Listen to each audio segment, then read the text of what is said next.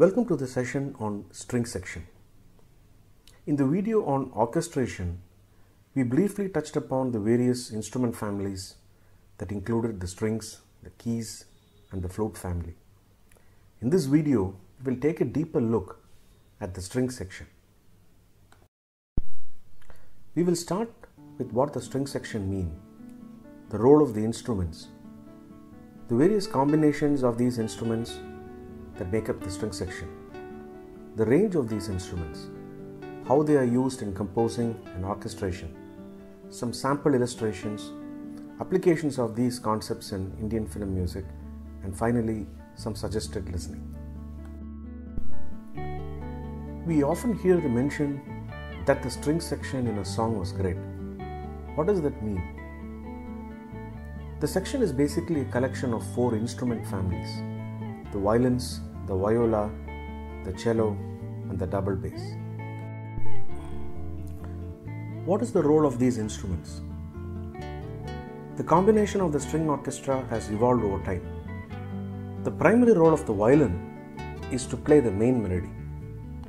The violins themselves are divided into 2 parts, the first violins and the second violins. The viola, which closely resembles a violin and is slightly bigger in size, plays the counter to the main melody played by the violin. The cello and double bass, which are larger instruments, are played with the instruments in an inverted position.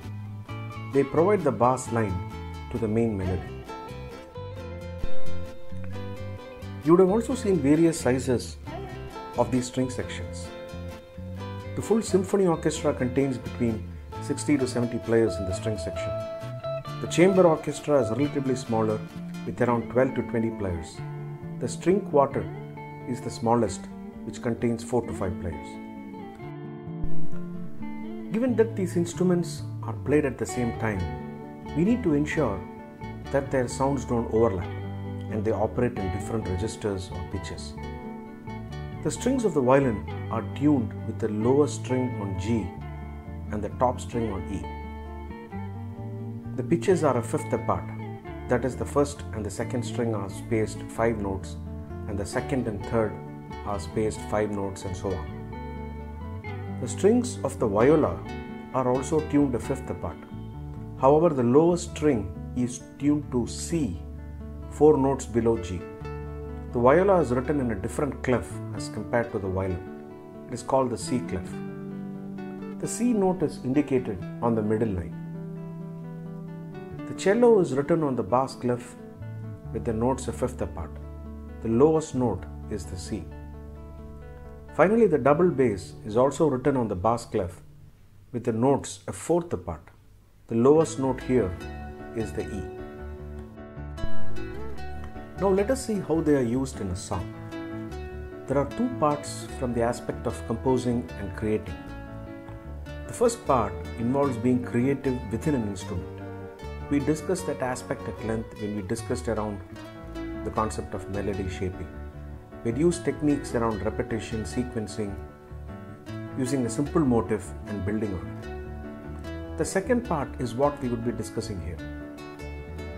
The instruments are laid out in a foreground, middle ground, and a background pattern so that each section maintains its texture and does not interfere with the other sections. One of the common techniques used by composers is to pass on the same theme within the string family or to another family like the flute. Doubling is one of the main techniques used. Instead of sounding in the same pitch, the composer would try to double the melody in an octave higher. This is called octave doubling. One could also see doubling in the same pitch. Beyond doubling, usage of counterpoint across the string instruments is a key technique.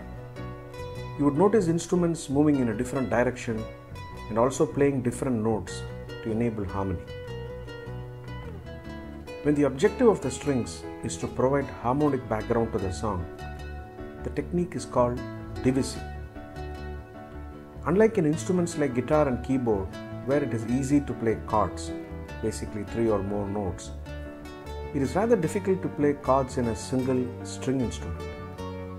What is done is to split the triad notes across three instruments.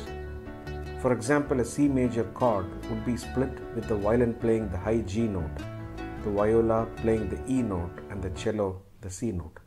The net result is the C major chord.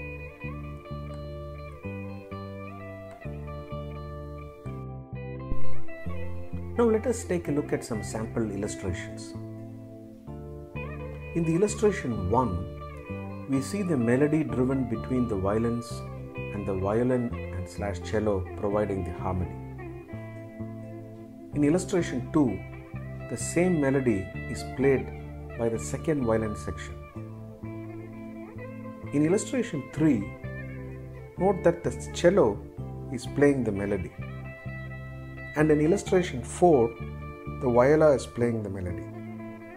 This is an example of how the same melodic idea is exchanged between the instruments. Continuing with the illustrations, in illustration 5, we can see the double bass doubling the cello. The same melody is repeated. The usage of parallel third is very common in Indian film music. Basically, the melody of one of the instruments will be 3 notes lower than the main melody. This is shown in illustration 6. In illustration 7, we can see the usage of octave doubling. The same melody is repeated in an octave higher. Again, a very familiar technique used in Indian film songs. Finally, we can see the unison doubling. Here the melody is repeated as is. In Indian classical or devotional music, we often see doubling happening at unison, basically at the same pitch. The usage of counterpoint between the string instruments has been the hallmark of great composers like Bach, Beethoven and Mozart. As you can see, the second set of violins play the counter to the main melody, while the other instruments provide the harmonic accompaniment. Let us see how string sections have been used in Indian film music. Shankar J. Kishan should be credited in leveraging string sections in Indian film music. Typically, you would hear a lot of these string sections being used in Raj Kapoor films. Till the 70s, it was mainly the unison doubling and octave doubling that was used. Post 70s, Salil Chowdhury and Ilayaraja started to use counter-based orchestration. We've also seen non-film scores based on string orchestra, albums like How to Name It. I have listed some key string orchestrations here. You'll be able to relate to the techniques we just discussed now. Techniques like doubling, counterpoint, and the concept of foreground, middle ground, and background. I strongly recommend that you listen to these songs primarily focused on the string sections. The key point to note here is that the composers would have avoided repeating the same technique within a song. This brings in the variety. We've come to the end of this topic. The best option to appreciate is to listen to these songs and look for the techniques. String section is probably one of the most important sections, along with guitar and percussion. Thanks for watching, and as always, please do send in your comments.